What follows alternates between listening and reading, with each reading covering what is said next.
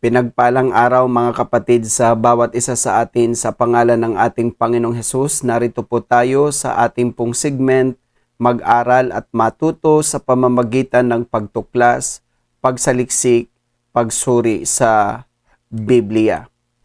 Ang ating pong pag-aaralan ngayon ay tungkol po mga kapatid sa pagpapastor sa isang church at ito po ay ating pinamagatan 5 spiritual leadership of a pastor of the church. Let me repeat, brethren in Christ, 5 spiritual leadership of a pastor of the church. Kailangan po ay skilled tayo pagdating po kasi sa leadership bilang mga pastor ng isang church kasi ang mga kapatid, ang pangunguna ng kawan ng Diyos speaks about leadership and we call this spiritual leadership, brethren in Christ. If ever na mayroon pong isa dito sa ating tatalakayin na wala pa po tayo, we can add on sa ating pong spiritual leadership so that we can be a good pastor, should I say, brethren in Christ, sa ating pong church na pinangungunahan or pinangangasiwaan. Ayon po kay Apostle Peter, dito po mga kapatid sa 1 Peter chapter 5 verses 1 to 4, ito ang wika sa Tagalog ang Biblia. Sa matatanda nga sa inyo umaaral ako, akong matandang kasamahan ninyo at isang saksi ng mga hirap ni Kristo na may bahagi naman sa kaluwalhatiang ihahayag. Pangalagaan ninyo ang kawan ng Diyos na nasa inyo, na magsigamit kayo ng pagpupuno na hindi sa pilitan, kundi may kasayahan na ayon sa kalooban ng Diyos ni hindi dahil sa mahalay na kapakinabangan kundi sa handang pag-iisip, ni hindi din naman ang gaya na kayo'y may pagkapanginoon sa pinangangasiwa ang ipinagtagubilin sa inyo, kundi kayo'y maging mga uliran ng kawan. At pagkahayag ng pangulong pastor ay magsisitanggap kayo ng di nasisirang putong ng kaluwalhatian. So here, brethren in Christ, it is very clear enough that there is only one shepherd or yung tinatawag po natin mga kapatid na head pastor sa isang church, mga kapatid. Walang iba kundi ang ating Panginoong Hesukristo. Kaya hindi po marapat na ang isang pastor ay magpatawag po ng head pastor of the church kasi uulitin ko po, ang head pastor of the church is walang iba kundi ang ating Panginoong Hesukristo. Maaari po tayong tawagin na resident pastor or pwede tayong tawagin mga kapatid na senior pastor. Subalit, wag po tayo magpapatawag bilang isang head pastor because the head of the church ay walang iba kundi ang ating Panginoon. Ngayon, ating pong babaybayin ang ating pong binasa, mga kapatid, na ipinagkalob ni Apostle Peter na guidelines on how we will lead the flock of God, which is the church, brethren in Christ. We have 5M to study here about the spiritual leadership of a pastor. First point, the pastor is a mentor of the church. Tandaan po natin, dapat tayo ay mentor at ang church ay ating mga mentees, brethren in Christ. Let us read here in 1 Peter chapter 5 verse 1, Amplified Version. I warn and counsel the elders among you, the pastors and spiritual guides of the church, as a fellow elder and as an eyewitness called to testify of the sufferings of Christ, as well as a sharer in the glory, the honor, and splendor that is to be revealed, disclosed, unfolded. So here, brethren in Christ, ang sabi po ni Apostle Peter, sabi niya, I warn and counsel the elders among you. Sino daw po ang elders? Ito raw po ay mga pastors, mga spiritual guides of the church. So ibig sabihin, kapag tayo ay spiritual guides, we are mentoring brethren in Christ sa congregation kung saan po tayo patutungo. Kaya mahalaga po ang isang pastor ay mayroon pong tinatawag na vision. Kasi para po tayo mga kapatid ay magkaroon ng mission para ma-aim natin ang ating goal, objective ng ating pong church brethren in Christ. Kaya mahalaga ho na tayo po ay gumagabay sa ating congregation kung saan tayo patungo, paano tayo makakarating sa patutunguhan, at ano ang gagawin natin habang tayo'y tumutungo. So napakahalaga po mga kapatid ang mentor sa isang church dahil without having a mentor, wala po sa atin magga-guide kung paano, saan, kailan tayo magsisimula mga kapatid sa isang ministeryo. And then, second point, the pastor is a minister of the church. Tandaan po natin na hindi po tayo pinaglilingkuran, tayo dapat ang mga naglilingkod. Kaya pagdating nga po sa style ng leadership, hindi po dapat mga kapatid yung tinatawag natin na master leadership, kundi servant leadership po tayo mga kapatid. Basahin po natin muli sa 1 Peter chapter 5 verse 1. Ito po naman ang wika mga kapatid sa let me repeat, brethren in Christ, minister, dito po pala sa 1 Peter chapter 5 verse 2, Amplified Version. Tend, nurture, guard, guide, and fold the flock of God that is your responsibility, not by coercion or constraint, but willingly. Napakaliwanag po na ang responsibilidad ng isa pong pastor is to tend. Hindi lamang i-tend, i-nurture. At kapag hindi lamang i-nurture, i-guard. At hindi lamang po i-guard, i-guide. At hindi lamang i-guide, kundi i-fold. Ibig sabihin ng i-fold, ipunin mga kapatid. Minsan ito po ang na-overlook ng mga ibang pastor na akala nila ang pagpapastor ay para lang mag-preach, para lang manalangin. Pero mga kapatid, tandaan po natin, ang ating primary responsibility is to nurture, brethren in Christ. At to guard, to guide, to fold. At tinatawag po natin itong tend. Kaya nga we have to feed our sheep. Binubusog po natin ang ating mga tupa, mga kapatid, kasi kapag hindi po yan nabusog, ay maghahanap po yan kung saan sila mabubusog.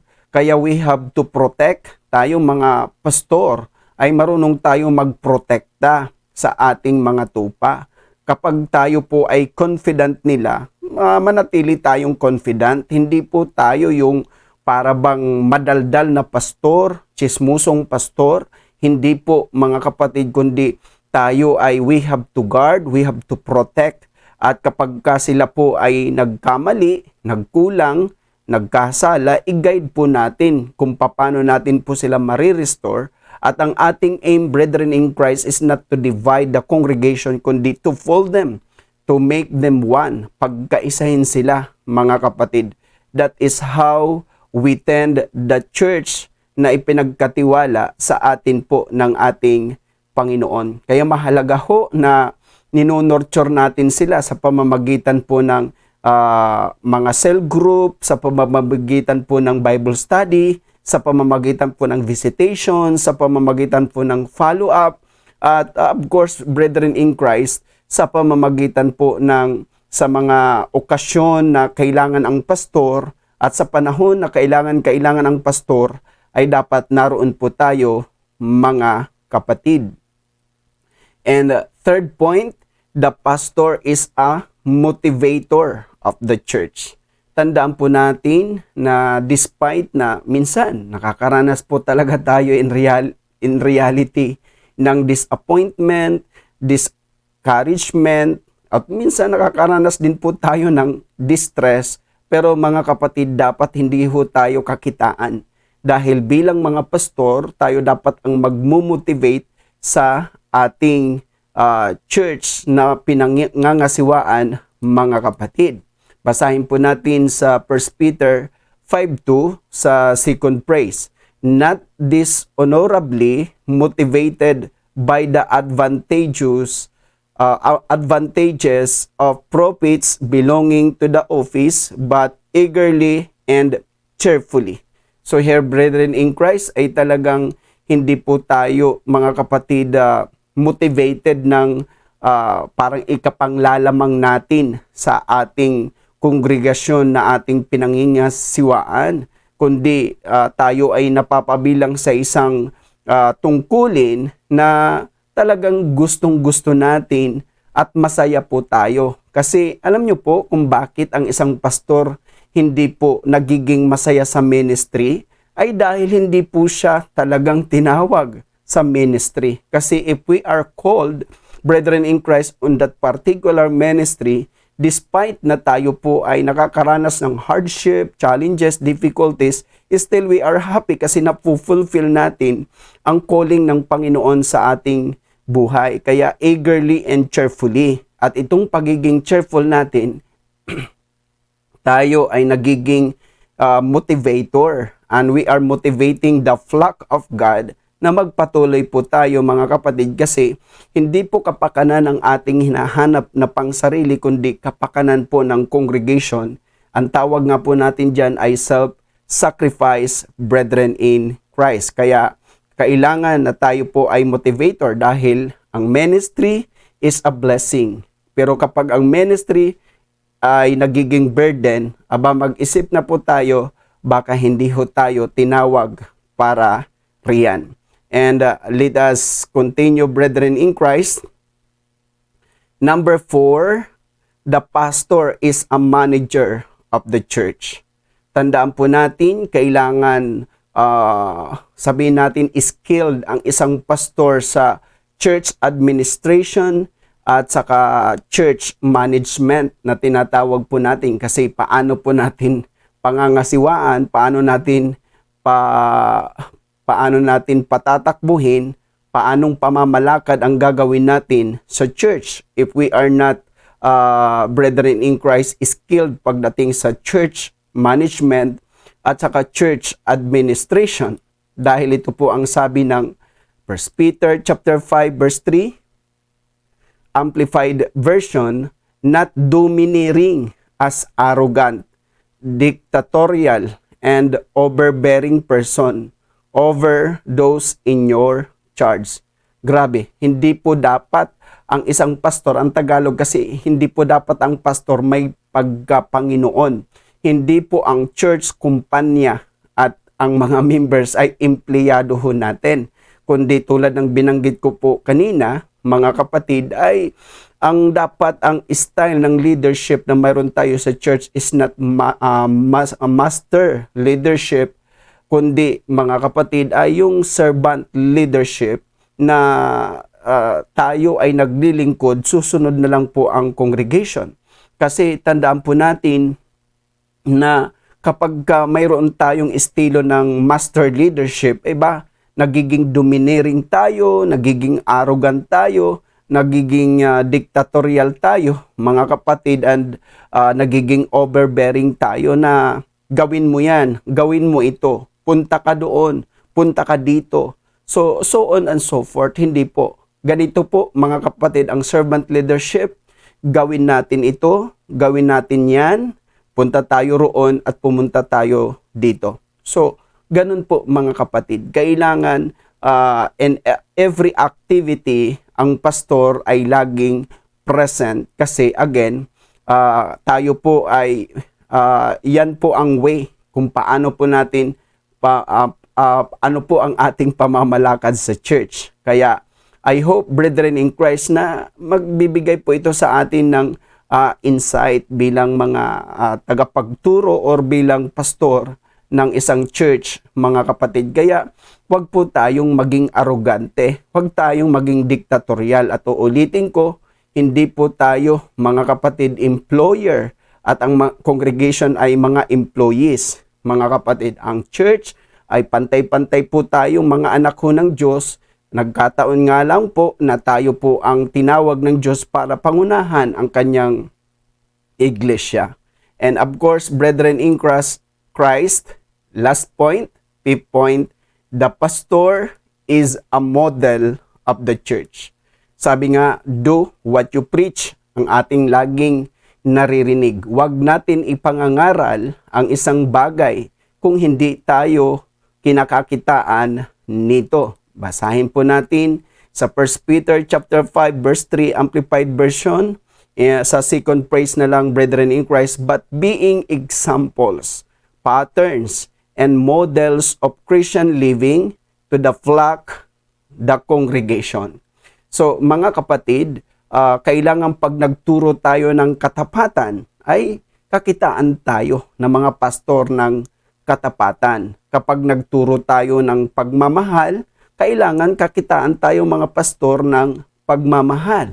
Kapag nagturo tayo mga kapatid ng tinatawag natin commitment, kakitaan tayo po na tayong mga pastor ay committed. Kapag nagtuturo tayo ng generosity, kailangan tayong mga pastor ay kinakakitaan ng generosity. Ibig ko sabihin, kung ano ang nais natin maging sa ating kongregasyon, ay dapat una na makita muna sa atin. Kaya nga, madali po natin ma-identify what kind of pastor in the church ang mayroon kapag nakita po natin ang isang congregation.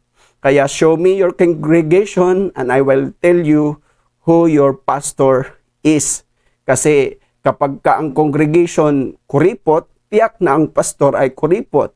Kapag ang congregation ay tamad, tiyak na ang pastor ay tamad. Pero sa kabilang banda, kapag nakita natin ang congregation is very generous, tiyak na ang pastor ay generous. Kapag nakita natin ang congregation mga committed, tiyak na ang pastor ay committed. Kapag nakita natin ang congregation ay faithful, tiyak na ang pastor ay faithful, brethren in Christ. Kaya we are example, we are pattern, and we are model of the church. At tulad ng sinabi ko nga po, kung ano ang nais natin maging sa congregation ay dapat makita muna sa atin bilang mga pastor. To sum up of our what we discussed this day, 5 spiritual leadership of a pastor of the church. Number 1, the pastor is a mentor of the church.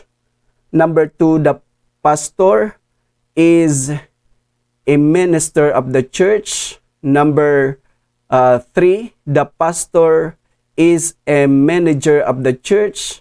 Number 4, the pastor is a manager of the church. And then number 5, the pastor is a model of the church. Let me repeat, brethren in Christ. Number 1, the pastor is a mentor of the church. Number 2, the pastor is a minister of the church. Number 3, the pastor is a motivator of the church. Number 4, the pastor is a manager of the church. And then number 5, the pastor is a model of the church. And these are the 5 M's, brethren in Christ, of 5 spiritual leadership of a pastor of the church. At remember that God has a promise to us, brethren, na kapag tayo po ay humarap sa ating Panginoon ay talagang tayo ay tatanggap ng bagay na ito. Kaya we have to be glad. Kasi tulad ng sinasabi ko nga po mga kapatid, ang pagpapastor is isa po yan na honorable calling, brethren in Christ, sa atin.